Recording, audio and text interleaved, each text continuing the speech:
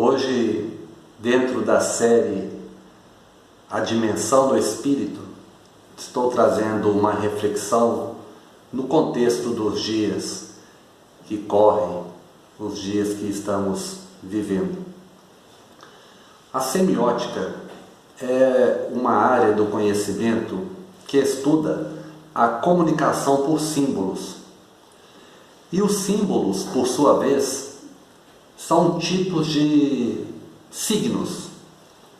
Ora, o signo, ele só adquire realmente importância, significado, na interação, nos relacionamentos, na convivência, especialmente na interação social.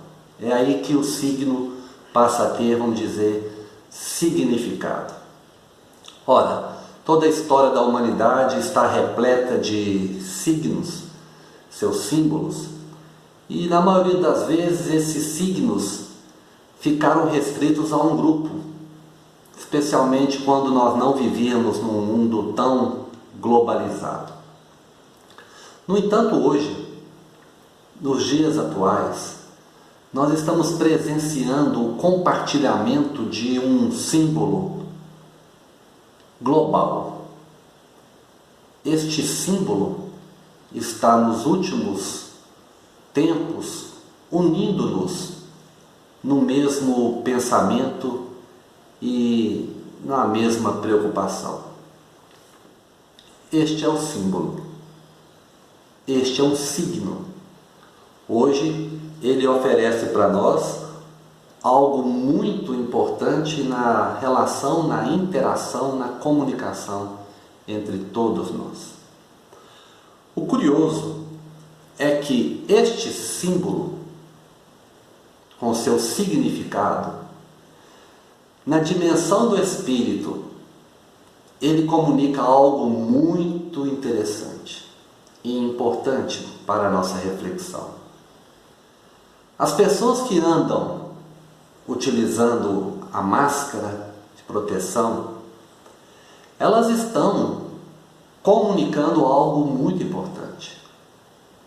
Diante das alternativas entre o determinismo e o livre-arbítrio em relação à vida e à morte, quem utiliza a máscara está comunicando conscientemente ou não que acredita no livre-arbítrio. As pessoas que utilizam a máscara, elas fazem parte de um grupo dentro da humanidade de pessoas que não acham que a morte está pré-determinada. Faz sentido? Porque se, ao contrário, eu acreditar piamente que o dia e o gênero da minha morte estão determinados por Deus ou por qualquer outro elemento subjetivo, qualquer outra força, eu não teria necessidade nem de usar em mim, porque se eu tiver que morrer em função de uma virose, isso aconteceria usando máscara ou não. E o outro que convive comigo não precisaria ser poupado pelo uso da minha máscara, porque ele também estaria sublocado, ele estaria dependendo também, submetido à mesma lei do determinismo da morte. Imaginem vocês quantas pessoas acreditam no determinismo da morte, acham que realmente o dia e a hora estão determinados. Bom, sobre esse assunto, o Espírito Emmanuel é maravilhosamente claro quando ele responde uma das perguntas do livro Consolador, e ele assevera, vejam que maravilha, que o determinismo e o livre-arbítrio existem. Ele usa a expressão coexistem. Coexistem na estrada do destino para a elevação e redenção dos homens. Isso quer dizer que em qualquer circunstância e contexto da nossa vida, nós estaremos sempre envolvidos com esse determinismo, esse livre-arbítrio. Só que na mesma resposta, Emmanuel esclarece que acima de tudo isso existe uma determinação divina. Ou seja, existe algo que nos rege e nós não temos dúvida que essa lei é a lei do amor. É a lei que nos torna realmente corresponsável por um equilíbrio do universo, por um equilíbrio da criação. Ora, esse determinismo divino, ele é amoroso, ele é progressivo, ele é saudável, ele é humilde, ele é libertador e nos leva realmente à redenção. Bom, tem pessoas que não se sentem bem quando a gente fala sobre o amor.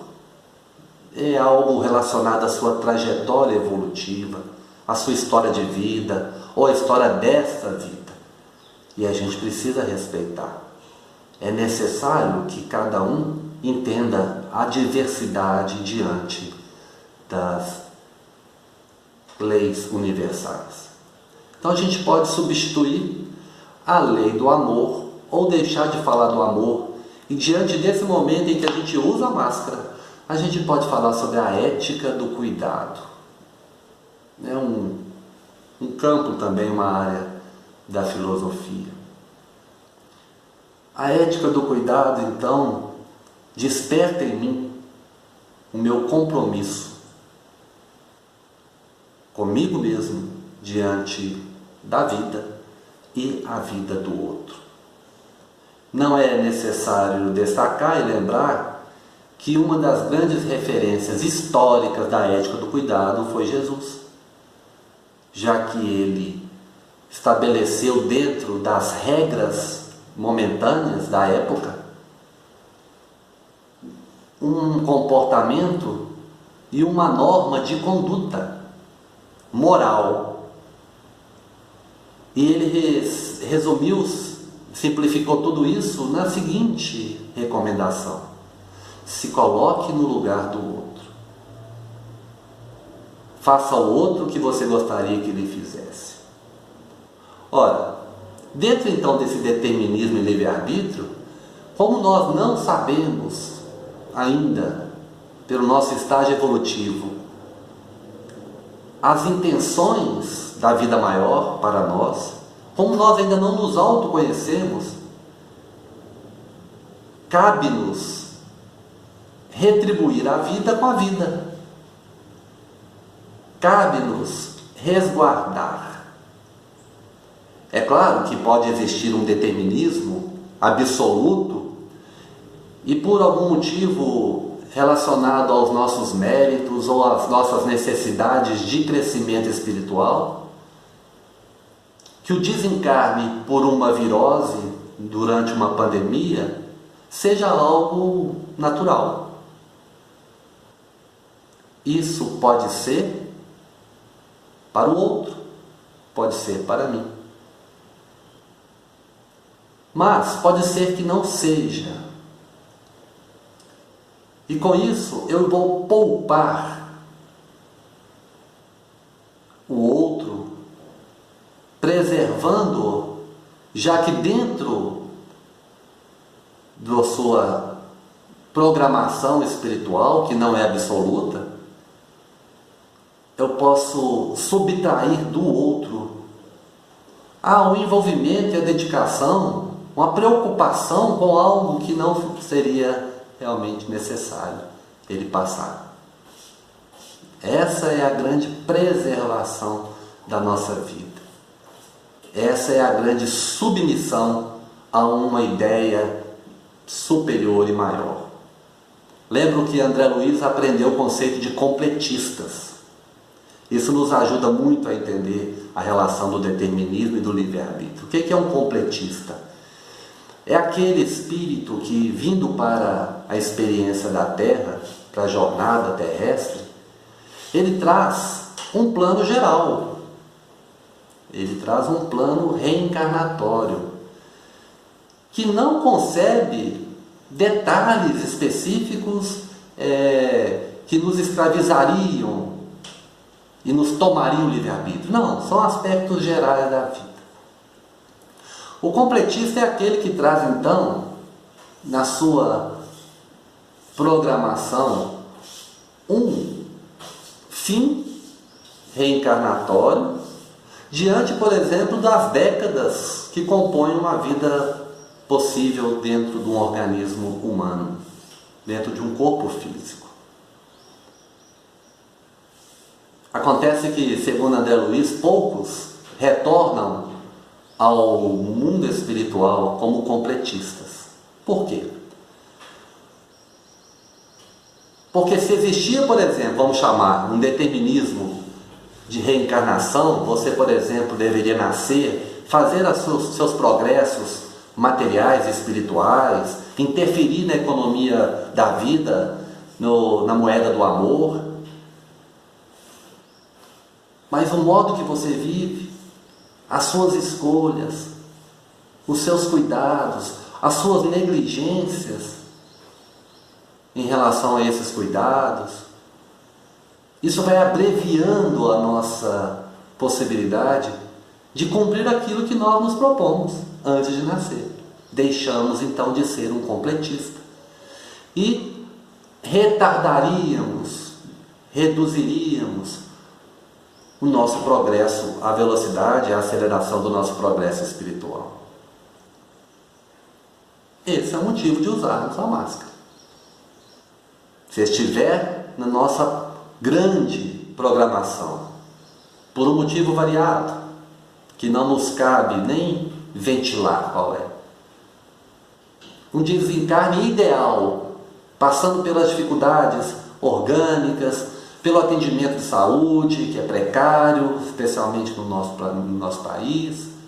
Se isso for realmente necessário, nós, de certa forma, vamos atrair essas condições. E essas condições vão se desenvolver em nós. Mas, em compensação, eu posso gerar uma necessidade que eu não tinha.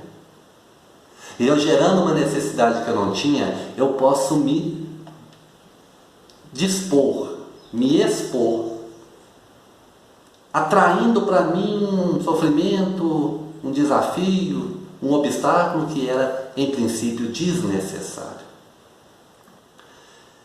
Acreditar, então, no determinismo, ele é relativo desde que eu transforme em algo maior, como, por exemplo, o determinismo divino. O que nós não podemos, diante do conhecimento que temos da vida espiritual, é viver de tal forma irresponsável, acreditando absolutamente no determinismo humano. Isso se assemelha a uma história de um homem trabalhador que compreendia Deus como essa força absoluta e compreendia a sua própria vida como algo determinado, automático. E ele conhecia a oração, e ele utilizava a oração diariamente no seu trabalho.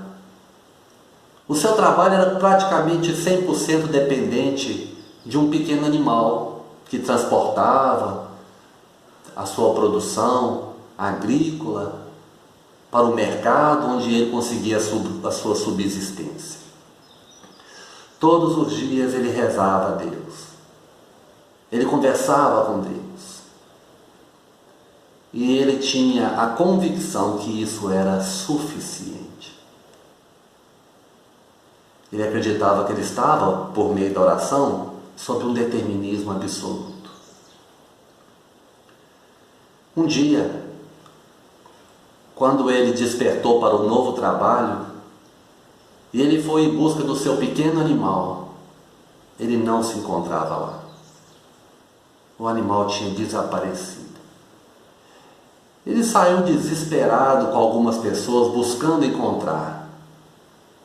E nada. Andou e andou o dia inteiro sob o sol escaldante, alternando sentimentos de fé e ao mesmo tempo de indignação e de revolta a Deus.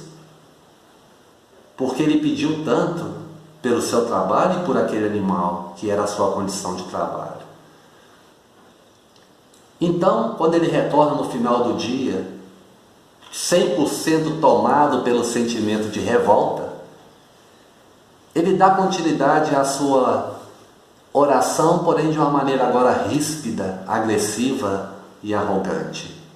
Ele diz a Deus: como você fez isso comigo? Sabendo da minha necessidade, que aquele animal era toda a minha condição de vida, como que você permitiu, Deus, que eu perdesse? E agora eu perdi tudo. Eu perdi a minha vida. Perdi o meu trabalho. Eu perdi as minhas reservas. E então ele escuta uma voz interna, porque é assim que Deus nos fala, amorosamente, respondendo à sua indagação. Meu filho, todas as suas orações estão aqui comigo, bem guardadas. Todas as suas orações eu considerei. Mas você podia pelo menos ter amarrado o animal.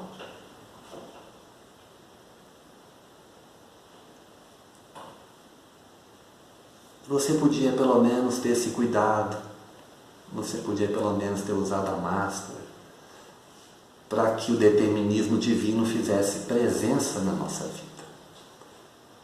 Hoje esse símbolo, esse signo, a máscara, é realmente muito sugestivo. Nós estamos colocando a máscara e vendo outras caírem diariamente à nossa frente. Um momento riquíssimo de crescimento espiritual, se bem compreendido e bem cuidado. Para começar, estão caindo as máscaras da vaidade, porque, vamos combinar, é muito feio. Então a gente precisa se submeter, às vezes, a dar uma saída de casa por uma necessidade, ter que colocar esse objeto sobre, às vezes, um rosto tão bonito, um sorriso tão bem feito, um nariz tão esculpido. Mas estão caindo outras máscaras de muito mais importância. Nós estamos ficando desnudos diante de situações da vida que nós achávamos que já tinham sido dominadas, como por exemplo a vida em família. Nós estamos compreendendo melhor o que é uma família. Nós estamos compreendendo melhor, cai a máscara da educação. Ou seja, a gente precisa cuidar principalmente das crianças e dos jovens, estar mais atentos. Nós estamos recebendo tantos relatos desse momento em que as pessoas estão se reconhecendo diante das outras. Estão conhecendo a própria casa, onde ficavam as coisas, a rotina, porque tinha uma casa, mas não tinha um lar. Nós estamos ressignificando também o trabalho, a importância do trabalho e do salário. Nós estamos ressignificando o que é a vida, o que é o contato físico, o que é um abraço, o que é um beijo. É estranho você se aproximar de uma pessoa, um familiar, um pai, um avô, um esposo, uma esposa, um companheiro, uma companheira, um amigo que você nem pensava em não abraçar, em não encostar, em não falar perto, e de repente você se vê numa situação de distanciamento. É por isso que, dentro do contexto do determinismo divino e do livre-arbítrio, nós precisamos nos apoiar então no determinismo da providência divina.